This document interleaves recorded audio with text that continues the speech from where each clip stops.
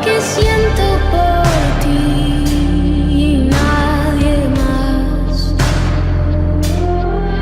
No lo quiero esconder, ya ni negar. Lo que siento por ti es un tema que vengo evadiendo por sanidad.